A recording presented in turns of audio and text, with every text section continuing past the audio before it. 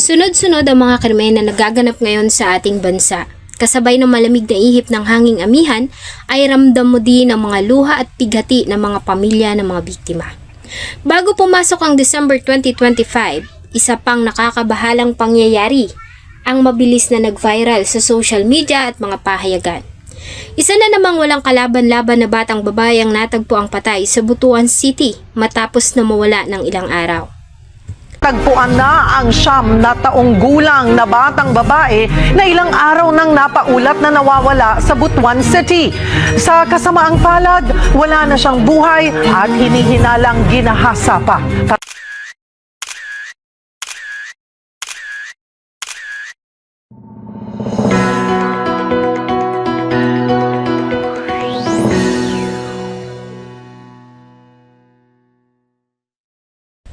Siya si Maria Alia, mabait na bata, magalang, masiyahin at mapagmahal.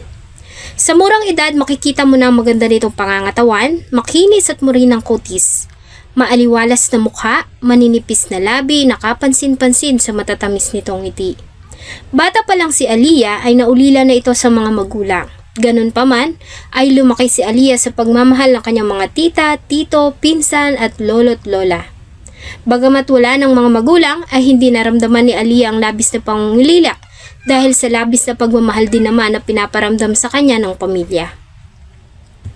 Nang mawala ang kanyang mga magulang ay ang tito at tita niya na ang tumayong guardian ni Alia kasama ng pinsang lalaki. Malapit si Alia sa kanyang tito at tita na siya na ring tinuring ng mga magulang. Sa umaga pag walang pasok ay naglalagi ang bata sa bahay ng kanyang matatanda ng lolo at lola. O kaya naman nakikipaglaro sa kapitbahay nila.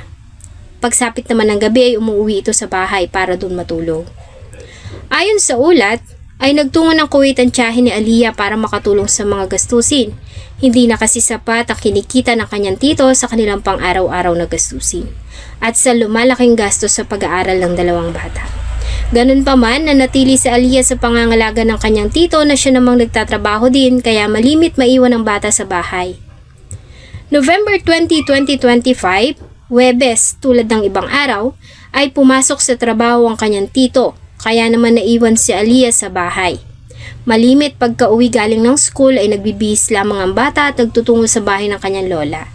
Subalit madalas ay naaaya ito ng mga kalaro sa basketball court ng kanilang barangay kung saan sila naglalaro. Ayon sa ulat, ng araw na iyon ay nasa trabaho ang tito ni Alia mula alas 11 hanggang alas 8 ng gabi. Pinatotohanan nito ng CCTV footages at logbook ng kumpanyang kanyang pinapasukan. Pagkalabas sa trabaho ay hindi pa ito nakauwi agad dahil nayaya ito ng mga kaibigan na magtungo sa isang lokal na diskuhan o sayawan. Dahilan kaya naman gabi na ito na makauwi sa kanilang bahay. Pag-uwi sa bahay, nagtaka siya dahil hindi niya na dinatnan si Alia doon. Bagay na nakakabahala dahil hindi ugali ng bata na hindi umuwi ng bahay ng gabi. Sa pag-aakala na baka doon ito natulog sa bahay ng kanyang lola, ay hinanap ito ng kanyang tito, subalit wala rin doon ang bata. Dito na sila nagsimulang mag-alala at agad na sinimula ng paghanap.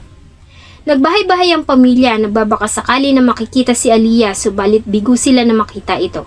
Sa labis na pag-aalala ay agad na ring dumulog ang tito ni Alia sa tanggapan ng kapulisan para i-report ang pagkawala ng bata. Kinabukasan, ay agad na isinagawa ang search operation na pinangunahan ng barangay officials ng barangay Los Angeles, Butuan City.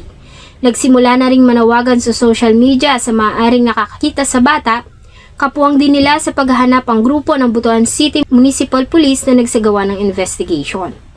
Sa ginawa nilang pag-iimbestiga ay ilang mga witnesses ang kanilang nakapanayam, kasama na nga rito ang mga batang huling nakasama ni Alia bago ito mawala. Kwento ng isang kalaro ni Alia ay inabot pa sila ng gabi sa paglalaro nang bigla na lamang umalis si Alia at magtungo sa madilim na bahagi ng barangay. Nakita niya na may kinausap itong isang matandang lalaki na nakasuot ng jacket na itim at nakasombrero. Ayon sa bata ay hindi niya nakita ang mukha ng lalaki dahil madilim. Matapos ang pag-uusap ay napansin niya na lang na naglakad si Alia at sumunod sa lalaki. Hindi naman nila ito pinansin kasi inakala nila na uuwi na si Alia. Ngunit nabalitaan na lang nila na hindi pa ito nakakauwi sa kanilang bahay. Maliban sa mga bata ay may ilang netizens din na nakapansin sa lalaking huling nakausap ni Alia. Ayon pa nga sa kanila ay tila kilala ng bata ang kanyang kausap dahil kusa itong sumama sa lalaki ng gabing iyon. After mga 10:30, napansin daw nila na yung bata ay sumama po sa isang matandang lalaki na parang lasing daw. Yun yung alleged na sinabi po sa amin sa pag-conduct ng investigation. So, after nun, hindi na po nila nakita yung bata. Dahil dito ay agad na naglabas ng missing person notice ang kapulisan ng Butuan City. Kalakip ng halagang 20,000 pesos na reward money sa kung sinong makakapagbigay ng impormasyon sa kinaroroonan ng bata. November 21, 22, 23. Walang humpay ang grupo sa ginawang paghahanap.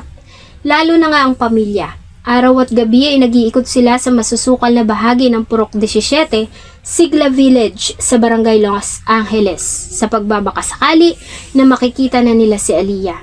Subalit tulad ng dati ay umuwi pa rin silang luhaan at walang balita sa kinaroroonan ng bata. November 24, 2025. Tulad ng mga naunang araw, hindi tumigil sa paghahanap ang grupo. Bagamat maputik ang daan dahil sa pagulan ay hindi ito alintana ng search party.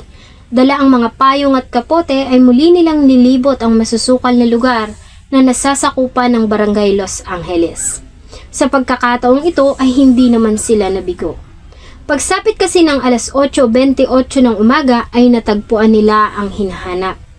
Sa masukal na sapa na ito sa Purok 5, Sitio Locsohon, Barangay Angeles ay natagpuan nila si Aliyah. Nakakapanlumo nga lang dahil isa na itong naaagnas na bangkay. Ayon sa nakakita sa katawan, maaga pa silang naglilibot sa lugar kasama ng ilan pang grupo ng mga kalalakihan nang mapansin niya ang katawan ng bata na nasa gilid ng sapa. Una na niyang napansin ang kulay pula nitong suot na short. Hindi mo agad mapapansin ang katawan dahil bahagya itong nakasuksok sa makakapal na damo sa gilid ng sapa at napapalibutan pa ng mga water lilies. Nang lapitan niya ay doon na nga niya nakumpirma na katawan ng tao ang kanyang nakita. Bagamat nakadapa ito ay hinala nila na ito na nga ang hinahanap nilang si Aliyah. Ang report ay agad namang nakarating sa tanggapan ng kapulisan ng Butuan City na agad na nagtungo sa lugar kasama ang grupo ng Scene of the Crime Operatives. Umuulan ang araw na yon na tila ba umiiyak din ang langit sa sinapit ng biktima. Medyo maputik ang daan patungo sa sapa at sadyang may kasukalan din dahil sa malalagong damo at mga nagtataasang puno. Bihira ang tao na nagtutungo sa bahagi na iyon ng Barangay Los Angeles. Pagdating nila sa area ay marami ng tao sa lugar. Hindi alintana ng mga ito ang sama ng panahon at ang putik. Lahat nalulungkot at nais na malaman kung ano ang nangyari sa bata. Pagdating ng Soko sa crime scene ay tulong-tulong nilang inihahon ang bata sa tubig. Ayon sa initial report ay nakitaan nito ng mga senyales ng panggagahasa bagamat una na nga nilang sinabi na kailangan pa itong kumpirmahin sa autopsy. Ang lugar kung saan natagpuan ang katawan ni Aliyah ay malapit lamang sa kanilang tinitirahan bagamat walang masyadong kabahayan sa area. Bago mo kasi marating ang sapa ay dadaan ka sa malawak na taniman ng nyog at papasok sa masukal na kagubatan. Sa huling report na binahagi ng PNP ayon sa kanila, sa ngayon ay mayroon na silang kinukonsiderang 3 hanggang 4 na mga persons of interest. Bagamat wala pa silang sapat na ebidensya na magpapatunay sa nasabing aligasyon, kaya naman hindi pa nila magawang arestuhin at ilabas ang pangalan ng mga POIs. Ganun pa man, ayon sa PNP, ay ginagawa nila ang lahat para mabigyan ng hustisya ang nangyari sa bata. Sa ngayon po, mayroon na po tayong mga persons of interest na ina-identify. Pero kinukuhan po natin ng mga detalye, kinakandakan pa po ng investigation para po sa mas concrete na evidence. Ang katawan ni Aliyah ilang araw din na inilagak sa basketball court sa Purok 17, Barangay Los Angeles. Naisa na ng pamilya na ilagak ito sa kanilang tirahan subalit walang sapat na espasyo para sa dami ng nais na makiramay. Kaya naman napilitin sila na sa mismong basketball court ilagay ang bata. Matapos ang lamay, inihatid na rin si Aliyah sa kanyang huling himlayan. Sa pagkakataong ito ay makakapiling na niya ang mga magulang. May mga haka-haka na lumalabas na maaaring may kinalaman ng tito ni Aliyah sa pagkamatay ng bata, bagay na mariin namang kinundina ng pamilya. Ganun pa man bilang pagsunod sa protocol ay nakikipagtulungan naman ito sa investigasyon.